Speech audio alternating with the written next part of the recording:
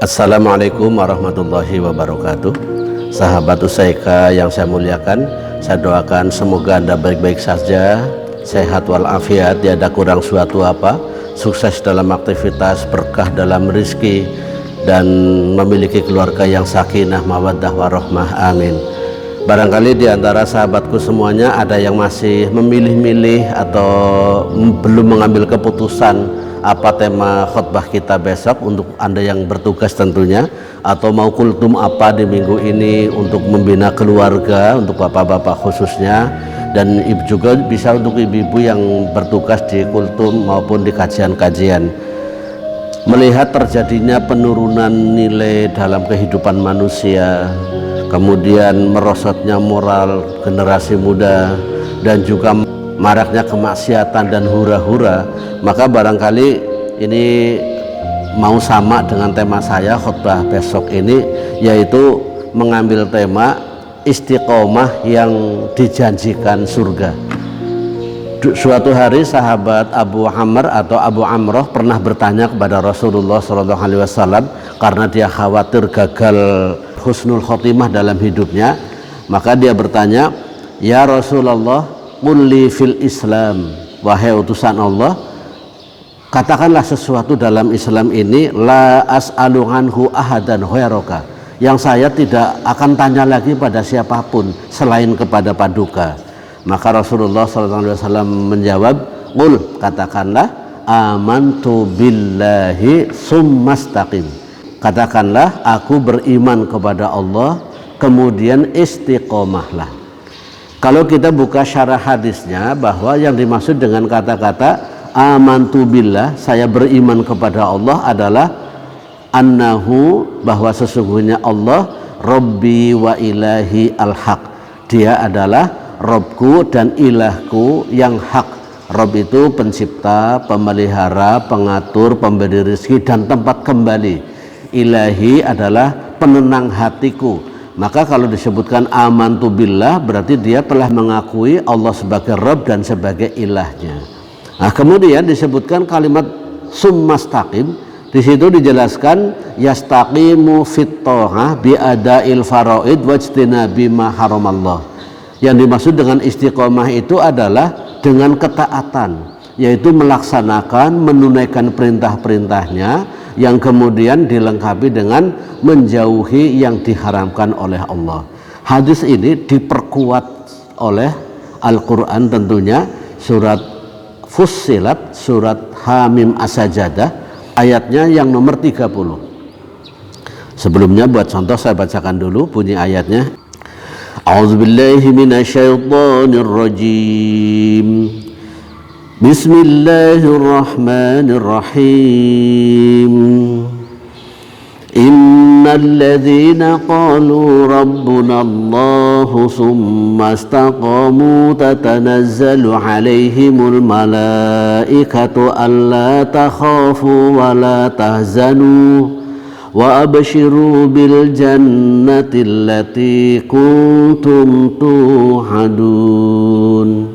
Artinya, innal ladzina qalu rabbunallah, sesungguhnya orang-orang yang mengatakan Rabb kami adalah Allah, summastaqamu, kemudian mereka istiqomah, tatanazzalu alaihimul malaikatu, turun kepada mereka para malaikat dengan mengucapkan alla takhafu wa la tahzanu, kamu jangan takut, jangan khawatir, jangan bersedih, dan mengkabarkan tentang kabar gembira dengan surga yang dijanjikan kepadamu. Kalimat yang diperintahkan oleh Rasulullah SAW, yaitu kalimat amantu billahi summastaqim, ini diperkuat oleh firman Allah, innal ladzina qalu rabbunallah summastaqamu. Nah, persoalannya adalah istiqomah dalam hal apa? Kalau kita jabarkan pada jamaah kita nanti, tentunya ada 4 istiqomah yang harus kita jaga.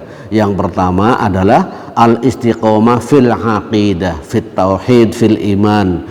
Istiqomah dalam masalah keyakinan, masalah tauhid, masalah keimanan kepada Allah. Yang kedua, al-istiqomah fil ibadah, istiqomah dalam masalah ibadah. Sholatnya harus istiqomah, kemudian zakat, sedekah, puasa dan amal ibadah yang lain. Ini istiqomah. Kemudian yang ketiga tentunya al istiqomah fil akhlaqil karimah. Istiqomah dalam akhlak yang mulia.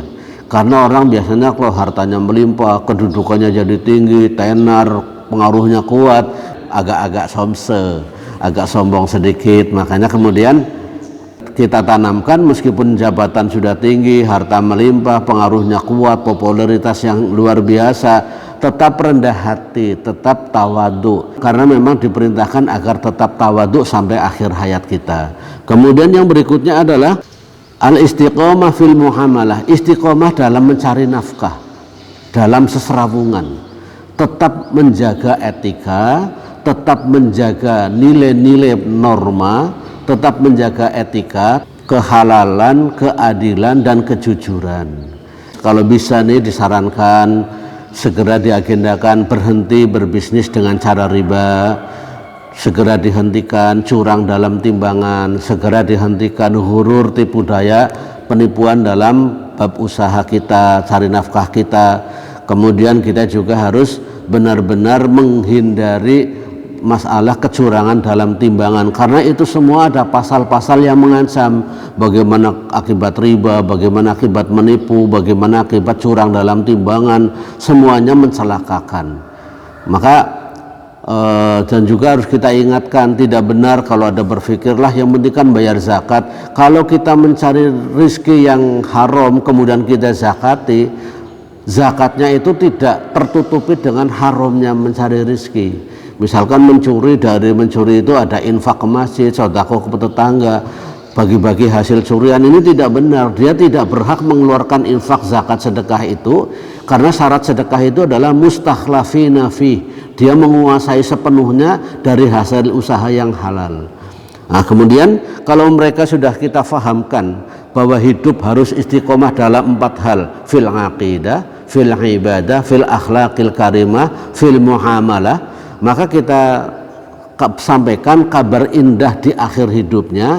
Nanti saat malaikat pencabut nyawa datang akan mencabut nyawa kita, kita dalam keadaan baik-baik saja, tidak perlu khawatir, karena malaikat juga membisikkan alla takhafu, jangan takut, wala tahzanu, jangan bersedih. Bahkan dibisikkan dengan gambaran surga. Dalam riwayat memang disebutkan kalau seorang mau meninggal dunia, dia dalam kondisi haus, dalam kondisi panas, dalam kondisi panik, kalau dia melihat ke arah kiri diperlihatkan alam neraka yang dilakukan oleh orang-orang jahat. Tapi kalau menoleh sebelah kanan diperlihatkan alam surga yang indah, yang nikmat, yang menyenangkan, yang penuh dengan kebahagiaan. Wa absyiru bil jannah, dan mereka menghabarkan dengan surga. Surga yang akan menjadi tempat tinggalnya di alam akhirat nanti.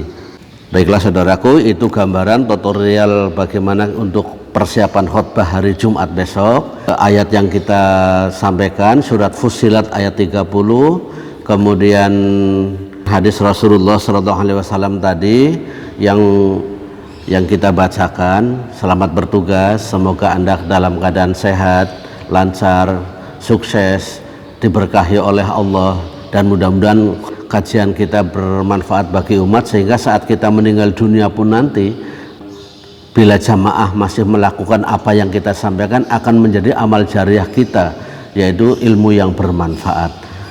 Semoga bermanfaat. Assalamualaikum warahmatullahi wabarakatuh. Anda baik sekali mengikuti sampai selesai. Sempurnakan kebaikannya dengan like, komen, subscribe, dan membagikannya sebagai amal jariah. Mudah-mudahan kita dapat tambah pahala. Jazakumullah.